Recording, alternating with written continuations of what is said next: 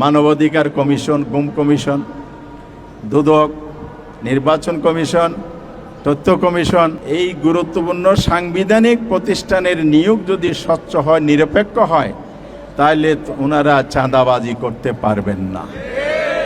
দুর্নীতির পথ বন্ধ হয়ে যাবে, ইলেকশন ইঞ্জিনের পথ বন্ধ হয়ে যাবে, গুম খুনের রাজনীতি বাংলাদেশে ধীরে ধীরে স্তব্ধ হয়ে যাবে। ওনাদের অন্তরে যেহেতু ভিন্ন উদ্দেশ্য আছে, সেই কারণে ওনারা সংস্কার চান না। অর্থাৎ ওনারা জুলাই ধারণ করেন না, জুলাইকে মুছে দিতে চান। আমরা বলতে চাই, যারা জুলাইকে মুছতে চান তারাও কিন্তু ইতিহাস থেকে মুছে যাবে ইনশাআল্লাহ।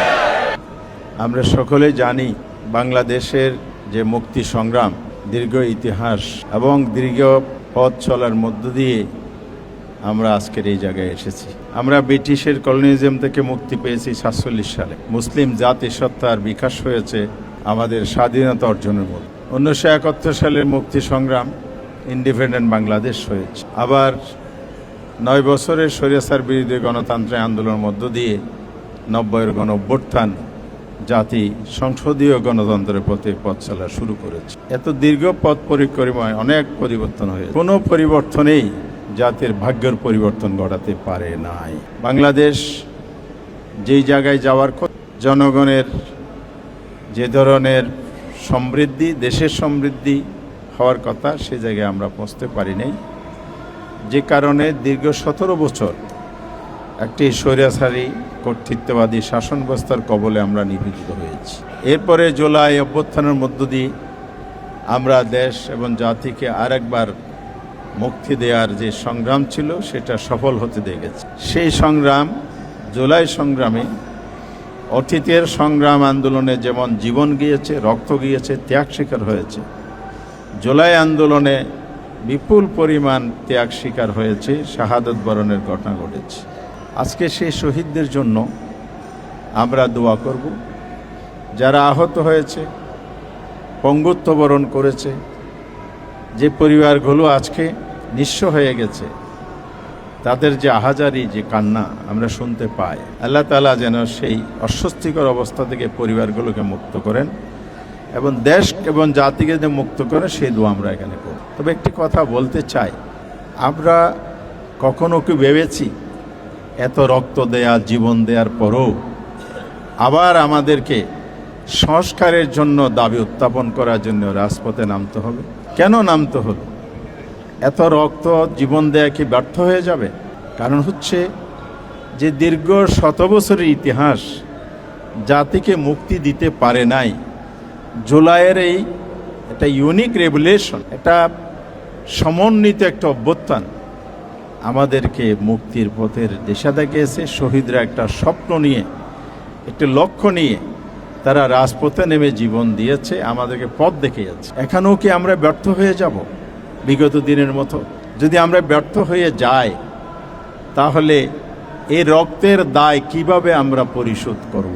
আমরা কত আর রক্ত এবং জীবন দেওয়ার দায় হিসেবে এই জাতি এই দায়ভার বহন করবে? এই প্রশ্ন আজকে অনেক বড়।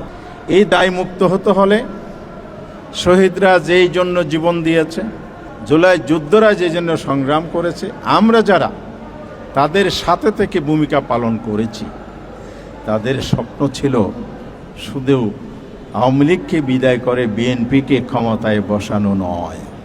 এই সংগ্রামের লক্ষ্য ছিল এই দেশ আগামী দিনে বিশ্বের দরবারে উন্নত রাষ্ট্র হিসেবে প্রতিষ্ঠা লাভ করবে। তাদের স্বপ্ন ছিল জুলুম নিপীড়নের কারণে আমাদেরকে বাড়িঘর ছাড়তে হবে না, আমাদের নেতৃবৃন্দকে আর কারাগারে বন্দি আমরা দেখব না, ফাঁসির কাস্টে আর বিরোধী পক্ষ বিরোধী দমনের জন্য ফাঁসিতে কাউকে ঝুলতে হবে না।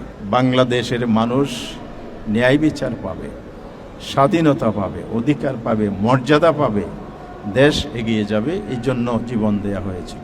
এই জন্য প্রয়োজন একটি আমূল পরিবর্তন, একটি সংস্কার। অন্তর্বর্তীকালীন সরকার সেই জায়গায় হাত দিয়েছিল।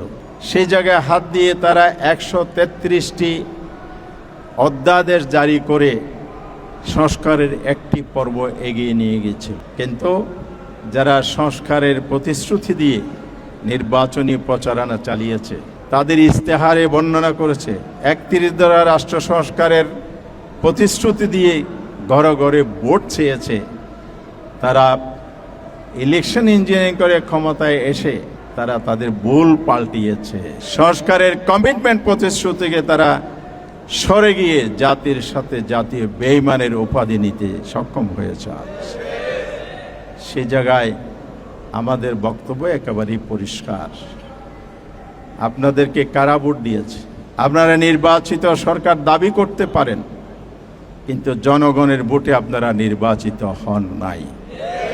ষড়যন্ত্রের মাধ্যমে আপনারা ক্ষমতায় এসেছেন, তাও এই তো কিছু ষড়যন্ত্র করার পরও আপনারা 50% ভোট পেয়েছেন বলে দাবি করছেন। তাহলে বোঝা যায় 50% মানুষ আপনাদেরকে ভোট দিয়েছে আপনাদের ভাষায়, বাকি 50% মানুষ আপনাদের বিরুদ্ধে ভোট দিয়েছে।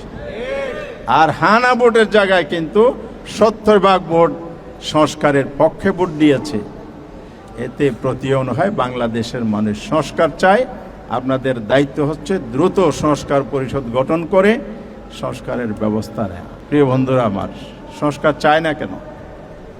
সংস্কার চায় না এই কারণে তারা জুলাই আন্দোলন, জুলাই চেতনাকে ধারণ করে না। প্রমাণ কি? প্রমাণ তাদের মহাসচিবের বক্তব্য। তারা বলেছে ছাত্ররাই আন্দোলন করেছে, বিএনপি আন্দোলন করে নাই। তাহলে যারা এভাবে প্রকাশ্যে ডিনাই করে জুলাই আন্দোলনকে, তাদের কাছ থেকে সংস্কার আমরা কতই বা আশা করতে পারি? আসল বিষয় কি জানেন? এটা বলে আমি শেষ করব।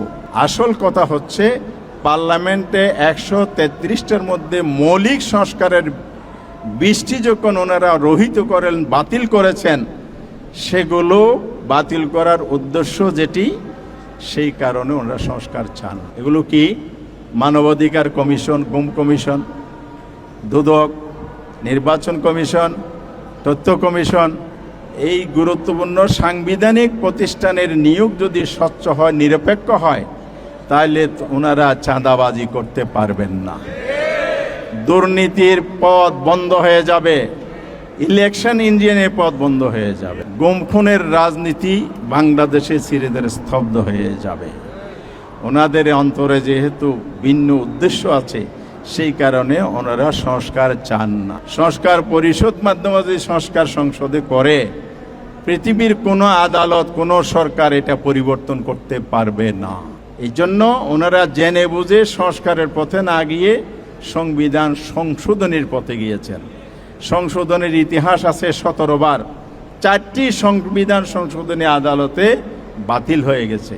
এটাও তারা করতে চান। অর্থাৎ ওনারা জুলাই ধারণ করেন না, জুলাইকে মুছে দিতে চান। আমরা বলতে চাই, যারা জুলাইকে মুছতে চান তারাও কিন্তু ইতিহাস থেকে মুছে যাবে ইনশাআল্লাহ। আসুন আমরা সরকারে গিয়ে যে দাবি উত্থাপন করছি, পার্লামেন্ট যদি এটা সমাধান না হয়, রাজপথের আন্দোলনের মাধ্যমে আমরা এটা সমাধান করবো ইনশাআল্লাহ। সারা দেশে যেভাবে আমরা কর্মসূচি পালন করেছি, জনতার যে সাড়া জেগেছে, আগামী 3 তারিখ আমরা বৃহত্তর আন্দোলনের কর্মসূচির ডাক দেব ইনশাআল্লাহ। শীর্ষ নেতাদের বৈঠক থেকে সেই ঘোষণা আসবে। 5 তারিখ পল্টনের মাঠে, পল্টনের মোড়ে সমাবেশের মাধ্যমে কর্মঘোষণা হবে।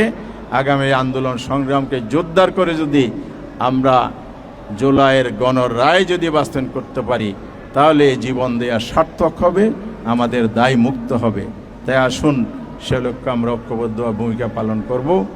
আর শহীদের সঠিক মর্যাদা, যেই খ্যাতি এবং পুনর্বাসনতা বলে গেছেন, আমি একাত্ম ঘোষণা করছি। সরকার যেন সেই পদক্ষেপ নিয়ে শহীদদের সঠিক মর্যাদা দান করেন।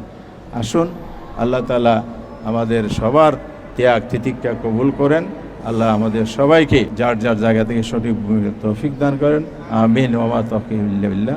আসসালামু আলাইকুম।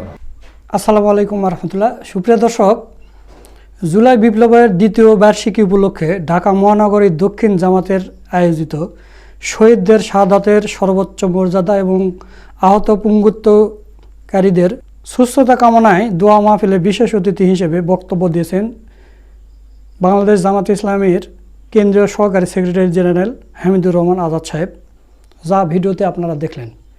তো জামাতে ইসলামী শহীদদের জন্য, তাদের আত্মার মাগফিরাতের জন্য দোয়ার আয়োজন করতেছে এবং যারা আহত হয়ে আছে, পঙ্গু হয়ে আছে, তাদের জন্য দোয়া করতেছে।